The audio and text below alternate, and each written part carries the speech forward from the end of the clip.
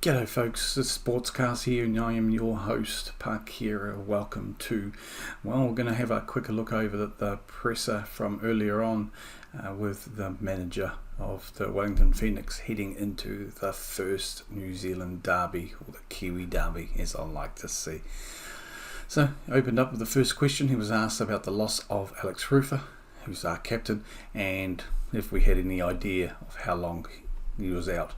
The answer was basically that he took a knock against Perth, and at the end of the game it was inflamed and the swelling and stiffness still hadn't gone down, so they thought it would be a risk to play him tomorrow, so they decided to rule him out. A follow-up with this was that considering it was the first derby, obviously he's the captain and a New Zealand international. I'm sure he was really looking forward to playing in this game. So what were the conversations like with him, and how gutting was it? Is it for him to miss out? Well, Chiefy said he's hugely disappointed. It was a big event for all of us, our first derby, and you would have loved to have seen him as part of it. But again, they've got Paulo coming in, and he'll do a really good job for us, and he's really looking forward to the match as well. Again, a question about Rufer. Could he have a decision that could have been left as late as possible, or was it quite obvious early on in the week that he was likely to go out? The answer to this was, they did hope that he'd be ready, and they were trying him to get out on his feet today, which was Friday, to see if he could run and how he would go with it, because he was starting to think towards the Mariners game, and hopefully they're hoping he will be ready for that. So definitely ruled out, and he's starting to think in terms of Alex wanting him to be ready for the Mariners game. The question was that with Paulo and Marco back, what are the expectations for their minutes, and does it kind of offset the loss of Alex? Well, he replied that it was fantastic to have Paulo coming back in, and Marco, he's had a speedy recovery, and to be fair, looks really good at training the last session. So they are obviously gutted to have lost Rufer, who's an integral part of the team, but they do gain those two players back. When it comes to expectations for the derby, he was asked, first time his experience coaching in a derby, and what was he looking forward to. Pretty good answer here. Like most derbies, it's more the anticipation. It's a derby really more for the fans, and with home team advantage, it's always a big build-up, and they've got the whole week to lead up to it, and the players feel it, the fans feel it. There's bragging rights and so on here as well. The question was asked around about Steve Carino, the Auckland manager, who was earlier saying that all the pressure is on the Knicks being at home for the first derby. He replied quite well that Auckland have yet to leave New Zealand, whereas the Phoenix, they've come back from Perth. And I'd say that with the money available he has for players and so on, he's a strong favourite. So a little back and forth, maybe a little dig there at the Auckland team. Follow-up question was, how have you been able to shut out all the noise through the week? There's been a lot of build-up around town, and is he satisfied with the players that they've been able to concentrate on the game?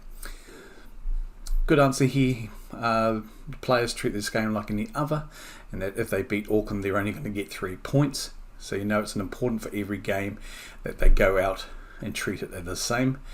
It's more of a dynamic with the New Zealand teams and so on. It's new, but once they play their first game, that monkey's going to be off their back, and hopefully they'll enjoy it. Another question was that for some of the young guys, probably feeling a little bit, this is probably one of the biggest games they've played, and for the few of the newer regular starters so far this season, what's been the coach's advice for them?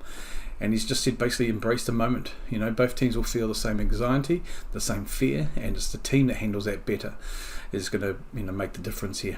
And again, it's just staying in the moment, controlling what you can control, and more about really focusing on what they can control in those big moments. And if they stick to what they train to, stick to the game plan and how they prepare, they'll be fine.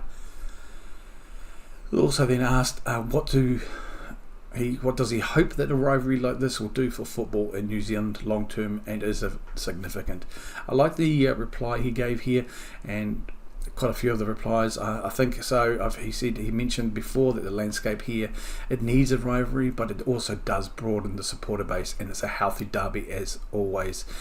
Good talking point. So the long-term effect is that we can build some memories in the game, like significant moments that the next generation of young kids that watch it on TV or go to the games, they want to be part of football. They want to be a part of that and have a chance to experience that, and that keeps the long-term longevity of the game alive. He was then asked regarding a trophy. There is a small little trophy on the line here, up for grabs. Does that add to this fixture?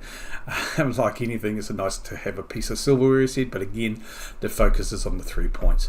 Whether they play Central Coast or Sydney, it's the same value to them. The trophy is just more for boasting rights, and it's healthy, but more than anything, it's just about the boasting rights, and a lot of it is also for the fans there. There was a question then about the money and how much Auckland have been able to throw around a lot of their money, and do they think it's a big difference between the Phoenix and Auckland?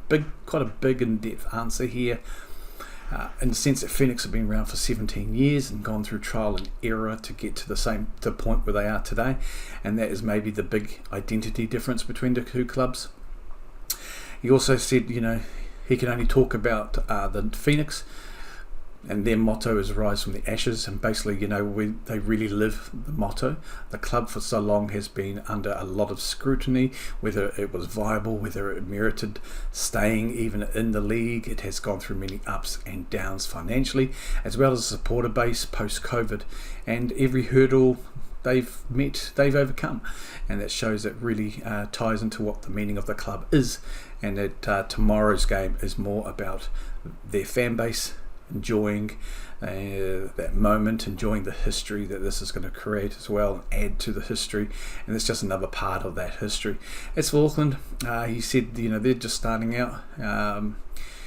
He's not really sure what their mission is long term. Obviously that's something you're going to have to ask them, and something they're going to have to forge on their own, but that it's a really symbolic moment anyway for both teams. He was then asked about talking to the fans, what role do they play tomorrow, and what message does he want to send out. And again, said, the fans are everything. They need to come out in force tomorrow, and we need to fill the stadium. We need to show that Wellington football is about also, and the need to represent the history. We need to give the fans something to be proud of. There needs to be good energy, and he kind of harps back good energy for the players, harping back to the celebration, being no different against the Melbourne Victory game when they played last year. That was a fantastic moment for New Zealand, and about who owns New Zealand, who owns football at the moment in this country. So just to celebrate and represent and get the energy from the players to help the fans as well. And how the team's treating Alex Paulson's return, and he's still a team friend as a former teammate. And look, it was a good answer here. It's one of those little questions sometimes the media like to ask.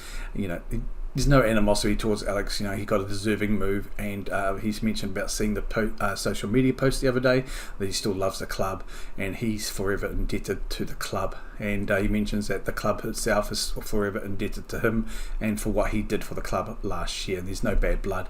He said that when he sees him, and no doubt when the other coaching staff see him, they'll give him a big hug and wish him luck, but obviously not too much luck, especially tomorrow's game. But like he said, also there's 11 other players on the pitch as well. And he was asking what have he made of Auckland as a team, and if they have any threats.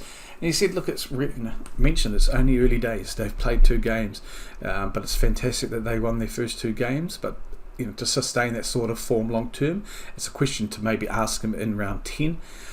He said defensively they've been very tight, and they probably caught Sydney off guard and a good day last week, because Sydney obviously have travelled, and they had the home team advantage and the drama surrounding all that as well.